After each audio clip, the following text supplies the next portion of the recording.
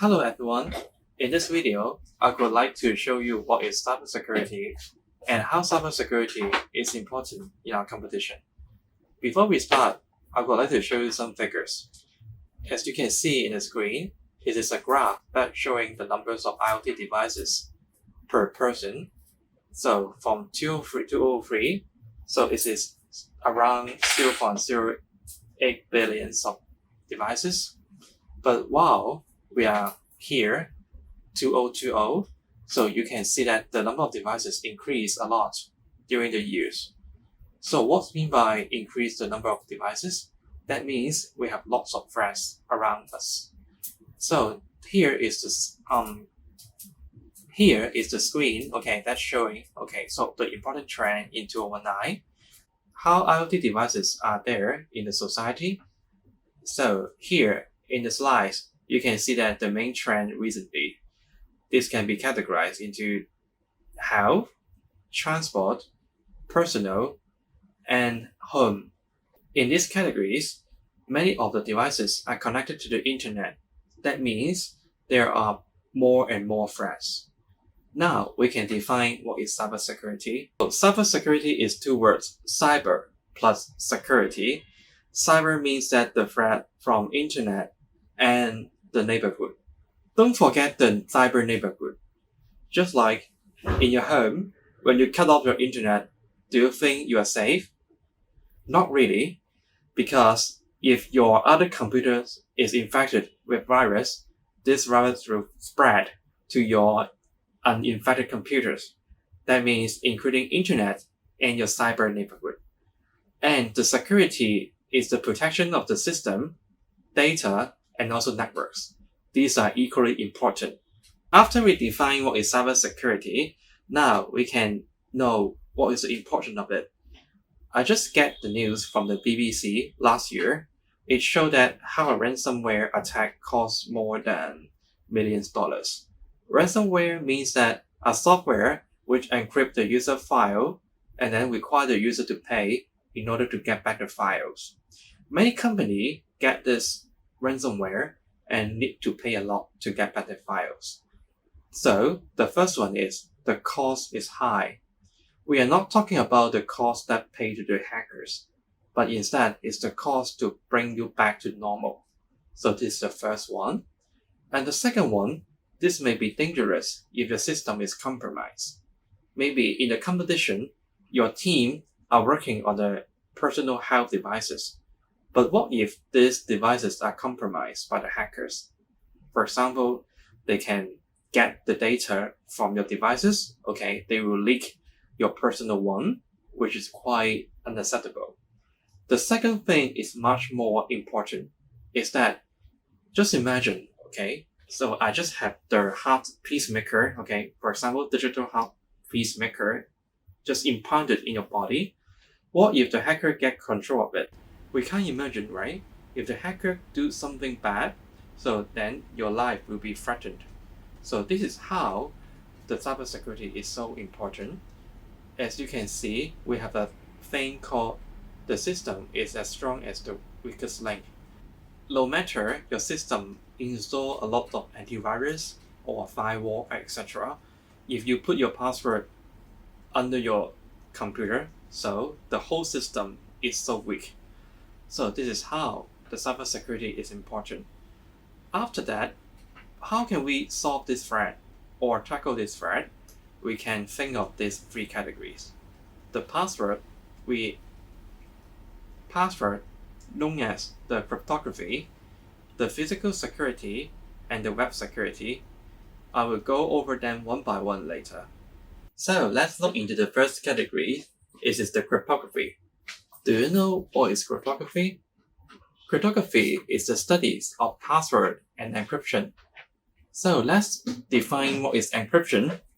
Encryption, in short, is just turn something or turn the data to something that only the authorized party can understand. Suppose that you want to write a letter to Bob, and then you don't want others to understand it. So you first have your letters encrypted using the key. Now you send the letter to Bob. If somebody catch your letter, they won't be able to understand it. And when the Bob receives the letter, so they will use this key to decrypt it such that it knows the answer. And then, so what are the categories are there in the encryption? There are three main categories. The first one is the symmetric, the second one is asymmetric, and the third one is hashing. Let me go into one by one. So, the symmetric means that the sender and the receiver use the same key to encrypt the files or decrypt the files. Let me show you. Here, in the web page, this web page will simulate an encryption. Suppose that the left-hand side is your input. In the middle part is the encryption process, and the third one is the output. Suppose that I want to write "Hello Bob," okay, in my letters, and I use called Caesar Cyber. Caesar Cyber is one of the most ancient encryption method in the world, which means that we shift the English letter by n letters, okay, and we can set this n. Suppose that this n is 7 here, that means A shift to H, and so on. And then after that, you got this output. Are you able to understand this output? Unless you know that it's shipped by 7, others cannot understand the meanings. So let's try to decrypt it. Suppose that Bob get this letter, and then they input this here, and then I know that, or the Bobs know that, it's shipped by 7. So let's ship it back also by 7, and then I can get the "Hello Bob" here, okay. So this is the symmetric encryption. So that means the sender and the receiver use the same key for encryption. So this is the symmetric one. But how about asymmetric? That means the sender and the receiver use different key for the encryption and decryption process, because it is quite dangerous to have one key for sender and receiver, right? So the sender and the receiver have the different key, namely called the public and the private key. Let me demonstrate. So here in the web page, we can simulate something called public key encryption. Suppose that I need to generate a key. So let me press this button. So you got the public key of 121 and the private key is 135. Suppose that I want to send it to Bob. So I use the public key to encrypt it. And then in the message, I say "Hello Bob," okay? And then I use the public key to encrypt it, okay? Suppose that I use this one and to encrypt the message, okay? And then you got this a long string of numbers. Are you able to understand these numbers? Of course, you cannot. Also, I cannot too, okay? And then here, so let's try to decrypt it. And the Bob has its own private key. So it's 135, right? So let's try 135. I have to decode it.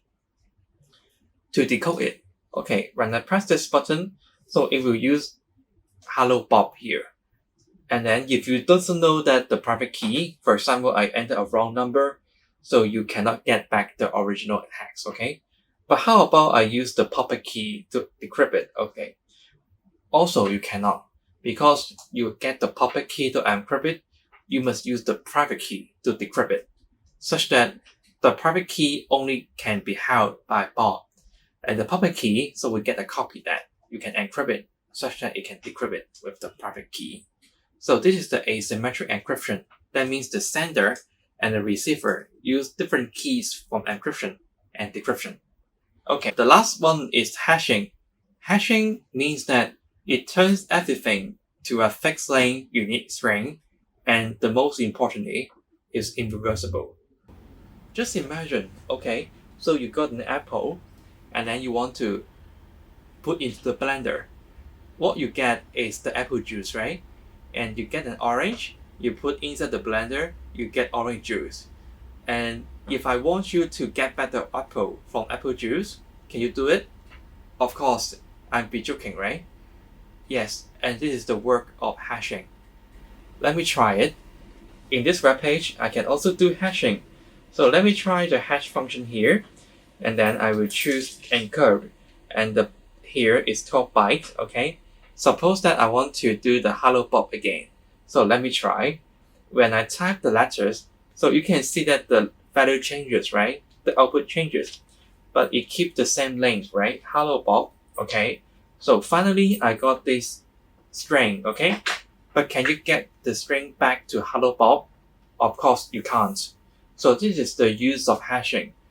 Can you think you had to enter the username and password, right? Do you think that Google store your password unencrypted in your database? Of course it is not. The Google will use, okay, the hashing methods to turn your password into something that is not reversible. So this can be protected from the hackers or even the employees. So this is called hashing. And what is the use of encryption? You can use it in the login authentication to store the user password and to store the sensitive data, such as the personal data. With all these encryption method, you can choose the one which is useful in your own use case. So this is the encryption. What is the next section is called physical security. The physical security is the most simplest but the most ignored rules. So what is physical security? Let's see. So here shows a project which a student developed a fingerprint door lock. It seems it's secure, right? You use the fingerprint to unlock the lock. But can you see that? It exposed the Arduino out and the USB port. So what is the disadvantage of that? If somebody who is malicious, they will plug in the USB and then to upload another program to it. But also, for the other hand, that person can also steal your data if you do not restrict the assets from USB. Therefore, the physical security means that you do not expose your USB port to others and secure your microcontroller board. So this is the most simplest one, but the most ignored rules. How about the next thing? The next thing is the web security, which we come across in daily life. So let me show you. When you are accessing this web server, for example, when you're Googling or accessing some other server, let me show you. So here, you normally surf the internet, right? If the web server or the communication channel is unencrypted, the hacker can eavesdropping your connection and will know what you are sending, including your names or even the password. So which is quite insecure, right? So how can we tackle this kind of threats? We can use this called secure socket layer, that means HTTPS. So when you're using the Chrome, for example, you can see a padlock next to the website, okay? So when you press it, it will tell you that the connection is secure. So how secure? You can check the certificate. This certificate is to certify that this web page is from Google, but not from other company. And also this security measures also encrypt the data such that when you send the username or password to the web page, so it is fully encrypted such that others cannot eavesdropping your data. So this is how the HTTPS works. So when your project want to communicate with your own database, so you must use the HTTPS to communicate with it, and then also you need to harden your web server. So these are the measures that you can secure your projects. Finally, after you learn all about cybersecurity, let's look into the competition requirements. Here is the competition requirements. We have 5 elements, and you can see the lastly is the 10% of cybersecurity elements. How can you get this 10%? You should demonstrate the usage of cybersecurity features in the project. For example, your considerations or the prototype of the protection, and this can help you to get this 10% marks in your final project. So don't forget to add the cybersecurity elements in your project. So thank you very much. So if you have any question, so don't hesitate to contact us. So thank you.